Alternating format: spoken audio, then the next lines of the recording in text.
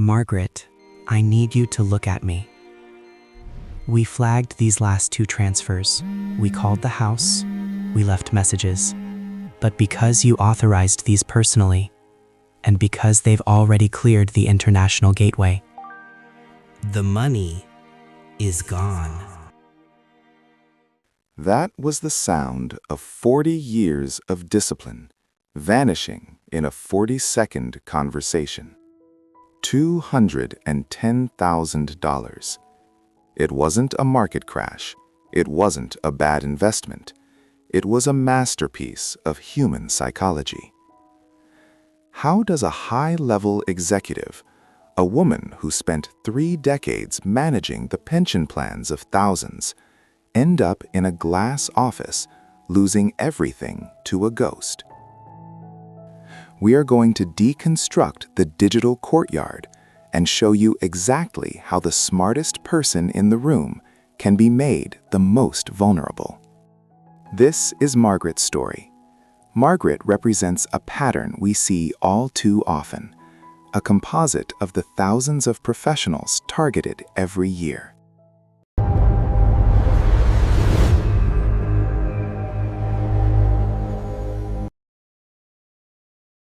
In the quiet, tree-lined streets of a Minneapolis suburb, there is a house that stands as a silent testament to 40 years of discipline. It is a brick house, solid and dependable, with a wide front porch and windows that look out onto a neighborhood that hasn't changed much since the 1990s. To the casual observer, this house is a success story. It is the physical manifestation of the American dream. The lawn is perfectly manicured, the gutters are clean, and, most importantly, the mortgage is gone. But to understand the nuance of Margaret's retirement, you have to look past the brick and mortar. You have to look at the silent calculations that happen behind those windows. As a high-level HR executive, she was the guardian of the ledger. She saw firsthand what happened to people who didn't plan. She watched 50-year-olds cry in her office because they hadn't diversified. She vowed that would never be her. She lived by the books. She checked the numbers. She was sharp. Then came the divorce. No scandal, no betrayal, just 2 people who slowly stopped fitting in the same space. Divorce leaves financial marks, legal costs, asset division, and the loss of precious compounding time. Margaret carried those scars into a 5-year vigil of independence. She proved she could manage her future alone. But in personal finance, confidence can slowly turn into certainty. Margaret believed her instincts were perfect. Ask yourself honestly, when was the last time you thought, that wouldn't happen to me? To understand how the wall was breached, we first have to understand how it was built. It begins in the high-stakes world of corporate Minneapolis in the early 1980s. While others were exploring the excess of that decade, Margaret was exploring the power of the safety margin. She was a high-level executive in human resources for one of the city's largest firms. Her office was a glass-walled sanctuary overlooking the skyline, and from that vantage point, she saw the reality of the human condition in a way few others do. She was the one who managed the pension plans. She was the one who conducted the exit interviews. She was the one who had to sit across the desk from 55-year-old men and women to tell them that the company was restructuring. She saw the eyes of those who had no plan. She saw the terror of those who realized too late that their lifestyle had eaten their future. She saw how quickly a life of perceived wealth could vanish when the paycheck stopped. This professional exposure turned Margaret into a financial architect. For her, saving wasn't a chore, it was a religious practice. She was the person everyone went to when they needed a rational, emotionless perspective on money. During this rise, she married Jeff.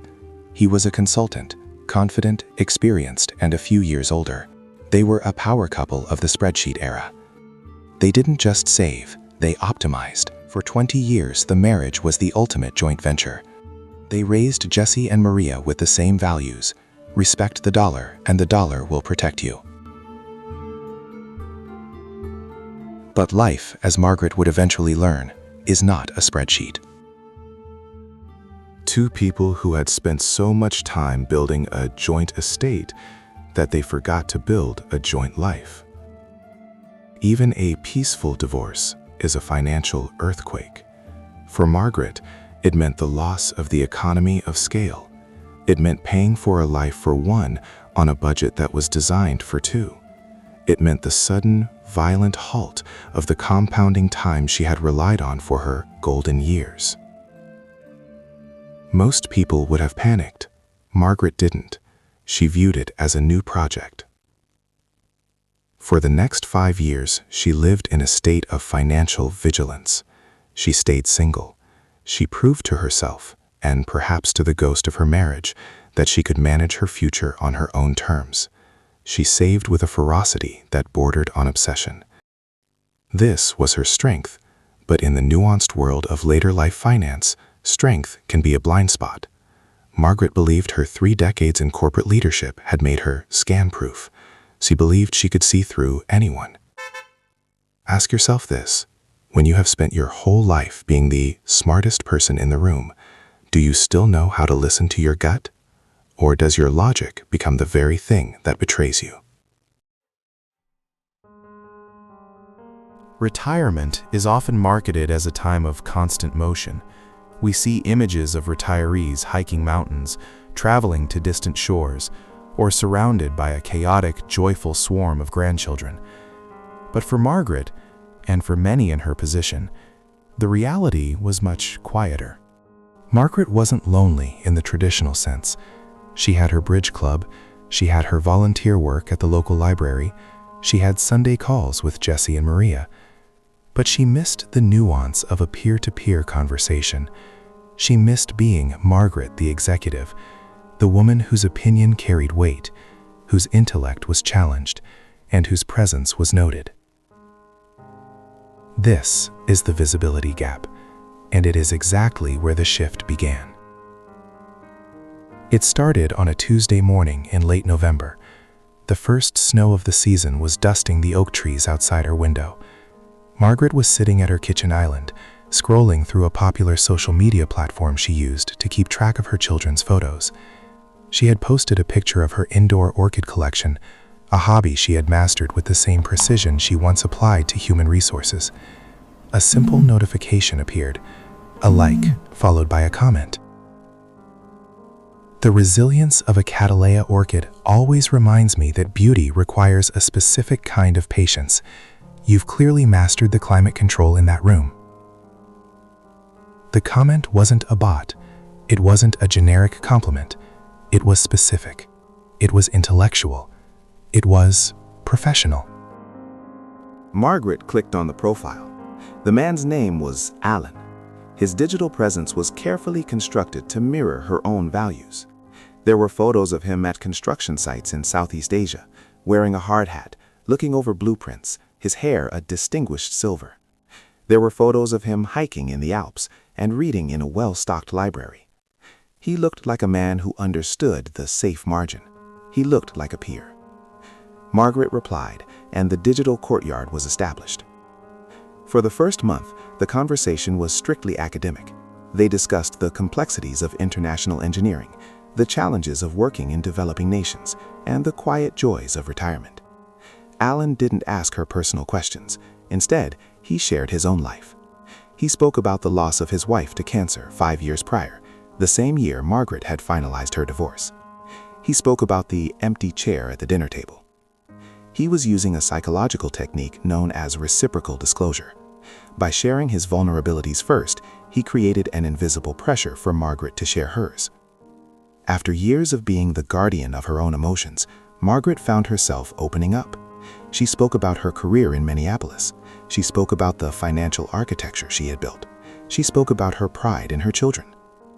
Alan didn't just listen, he validated. He told her she was a pioneer. He told her that her discipline was rare in a world of instant gratification. Ask yourself this: when was the last time someone truly admired your life's work? Not your children, who take it for granted, but a peer, a stranger who sees you for who you really are. That feeling is more intoxicating than any drug, and for Margaret, it was the first crack in the foundation. As the winter deepened, the frequency of their messages increased. It became a ritual, a morning hello over coffee, a mid-afternoon check-in, an evening reflection on the day. Margaret began to realize that she was no longer just Margaret the retiree. She was part of a partnership again. Even if it was only through a screen, she felt a sense of purpose. She felt needed. But Alan was a master of the consistency principle. He knew that to eventually ask for something large, he had to be perfectly consistent for a very long time. For 3 months, there was no mention of money. There were no opportunities. There were no emergencies. He even went so far as to offer her advice on a minor investment she was considering. He told her to be cautious. He told her the fees were too high. By protecting her money in a small way, he was proving that he wasn't interested in it. He was playing the anti-scammer. He was building a character that was so fiscally responsible, so conservative, and so professional that Margaret's HR-trained brain could find no red flags. In her mind, she had vetted him. She had looked at his photos. She had verified his stories through her own knowledge of corporate structures. But what she didn't realize was that she was vetting a character, not a human being. The nuance of the trap is that it feels like freedom. By February, the ground was frozen solid in Minneapolis. Margaret was spending more time indoors and more time in the digital courtyard. Alan began to speak about a shared future. He spoke about the bridge project finishing in June. He spoke about a trip to the Mediterranean. He spoke about merging their lives. He was creating a future sunk cost. He was getting Margaret to invest her time and her hope into a vision of a life that didn't involve being alone in a silent house. And then, the weather changed. The first request didn't come as a plea for help. It came as a professional obstacle. Alan told her that the local port authority had misinterpreted a contract. They were holding his equipment worth millions, until a processing fee was paid. He was outraged. He spoke about the ethics of the region. He told her he was going to fly back to Europe to sort it out from his main bank, but it would take 10 days. 10 days where the project would sit idle. 10 days where he would lose $100,000 in labor costs. Margaret listened. She felt his frustration. She felt the executive in her wanting to solve the problem. She was the one who suggested it. Alan, don't fly back. That's a waste of time and money. How much is the fee? I can bridge that for you today, and you can just wire it back when your local account's clear.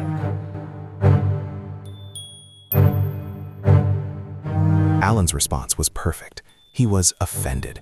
He told her he would never dream of taking money from a woman he respected so much. He told her he would find another way. He waited 24 hours. He let her sit in the silence of her house. He let her worry that his project, their future, was at risk because of her politeness. When he finally relented, he made it feel like he was doing her a favor by letting her help. If you're absolutely sure, Margaret, I suppose it would save the project, but only as a formal loan. With interest, I want our partnership to be built on professional respect. Margaret walked to her mahogany desk. She opened her laptop. She didn't feel like a victim. She felt like a CFO. She felt like an architect. She moved the first $5,000. And as the transaction complete notification flashed on her screen, the silent house in Minneapolis felt, for the first time in years, like it was full of life. In the world of professional finance, there is a term for what happened next: the sunk cost spiral. Margaret had sent the first $5,000. In her mind, that money was not spent. It was allocated. It was a bridge. It was a professional solution to a temporary problem. But the moment that money left her account, the psychological landscape of her retirement changed forever. She was no longer an observer. She was a participant. A week later, Alan contacted her. He was relieved. The processing fee had worked. The equipment was moving. But then, the nuance of the trap tightened. A new emergency appeared. A local tax official, seeing the movement of funds, had flagged the project for an audit. To release the final permits, a security bond of $15,000 was required. This is the moment where many people would stop. But Margaret was an executive. She had spent 30 years in Minneapolis managing scope creep and budget overruns. In her professional experience, projects always had hurdles at the finish line. If she stopped now, the first $5,000 was gone. If she sent the $15,000, the whole project would be saved, and her partner would return to her. She didn't see the $15,000 as a risk. She saw it as insurance for her initial investment. She returned to the bank. This time, the physical experience was different. The air in the lobby felt thinner. The smile of the teller felt like a spotlight. Margaret found herself rehearsing a story. If they asked why she was wiring money to a foreign jurisdiction, she would tell them it was for a real estate investment. She was a high-level HR executive. She knew how to lie with a straight face. But as she signed the wire transfer form, her hand shook, just a fraction of an inch. It was the first time her body disagreed with her logic. She pushed through it. She told her body it was just the excitement of a new venture. She sent the money. Within 48 hours, the pattern repeated. A legal fee, a currency conversion tax, a bribe that needed to be disguised as a consulting fee. By the end of March, Margaret had moved $75,000. She was no longer selling her liquid cash. She was beginning to liquidate her core assets. She sold her shares in a stable utility company. She sold her bonds. Each sale felt like she was cutting off a piece of her own history. But Alan was there, every night on the screen, whispering about the future. He told her he was indebted to her. He told her she was the only person in the world he could trust. He was isolating her. By April, Margaret had moved over $150,000. She sat at her mahogany desk, looking at her quarterly statement. The fortress she had built over 40 years was now full of holes. She felt a cold, hollow sensation in her chest. For the first time, she used the word scam in her own head. She immediately pushed it away. To admit it was a scam was to admit that she was no longer the woman who ran HR in Minneapolis. It was to admit that the last 6 months of her life, the connection, the future, the excitement, was a lie. She chose to double down. She sent one final wire, $50,000.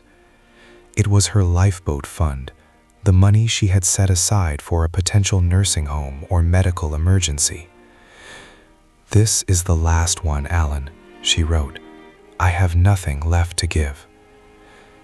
Alan's response was immediate. "I know, my love. The permits are signed. I'm booking my flight today. I'll be in Minneapolis by Friday. We've won."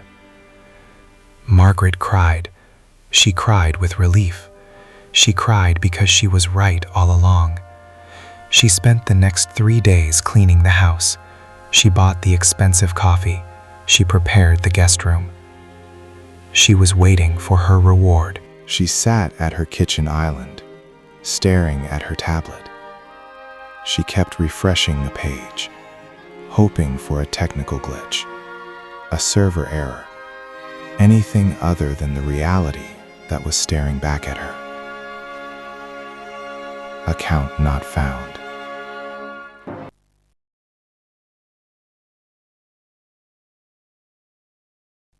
The nuance of a digital scam is that the perpetrator doesn't just take your money, they vanish into thin air.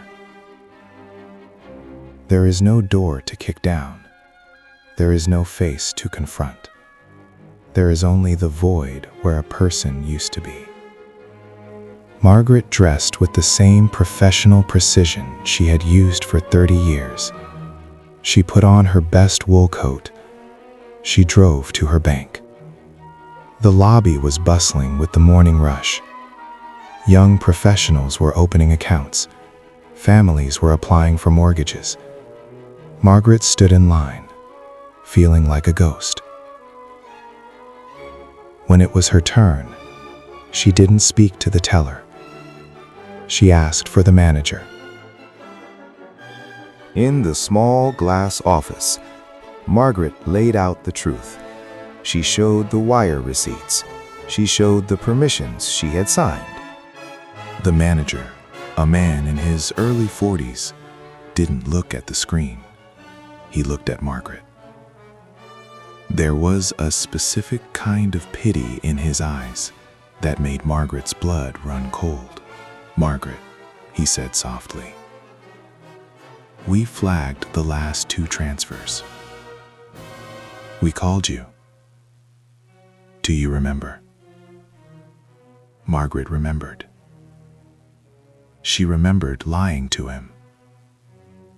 She remembered telling him it was for an international real estate venture. She remembered the pride she felt in protecting her secret. "Because you authorized them personally," the manager continued. "And because they were sent to jurisdictions with no recovery treaties." The money is gone. Margaret walked out of the bank and sat in her car.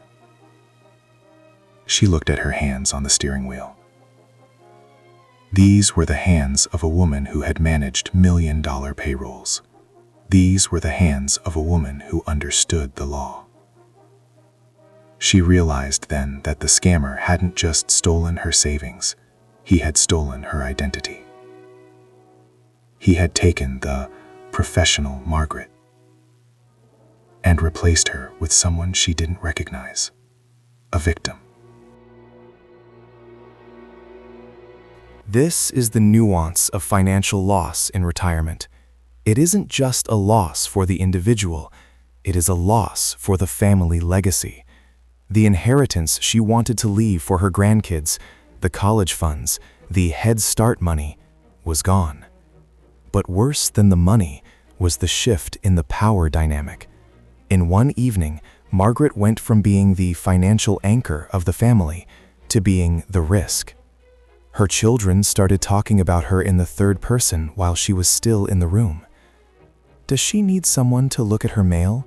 Should we move her to an assisted living facility sooner than we planned? Who has power of attorney? Margaret listened, and for the first time in her life, she had no counter-argument. She had lost her seat at the head of the table. The months that followed were a series of corrective actions. Margaret had to sell the house, the monument of her American dream. She moved into a small one-bedroom apartment closer to Maria. She sold the mahogany desk. She sold the good china. Every box she packed was a reminder of a decision she had made in the digital courtyard. She began to attend a support group for seniors who had experienced financial fraud. She expected to see people who were feeble or uneducated. Instead, she found a retired judge, a former doctor, and a woman who had run a successful architecture firm. She realized that the scammer didn't target their ignorance, he targeted their availability. He targeted the gap between their professional past and their quiet present. Margaret started to reclaim her voice. She didn't get her money back, that was gone forever. But she began to study the nuance of the con. She learned how her own brain, her own executive logic, had been used against her. She realized that her confidence was actually her greatest vulnerability. Because she thought she couldn't be fooled, she stopped being vigilant. We tell Margaret's story not to provoke fear, but to provoke awareness. In your working years, the greatest risk to your retirement is the market, a crash, a recession, a bad stock pick. But in your retirement years, the greatest risk is unchecked trust. The Alan of the world doesn't look like a thief. He looks like a peer. He speaks your language. He knows how to fill the silence of a quiet house with the promise of a shared future. Margaret's story teaches us that playing by the books isn't enough if the person holding the book is writing a fiction just for you. As you look at your own accounts today, as you look at your own paid-off home and your own legacy, remember these rules. Professional distance. If a digital connection moves towards finance, the nuance of friendship must end, and the logic of the executive must begin.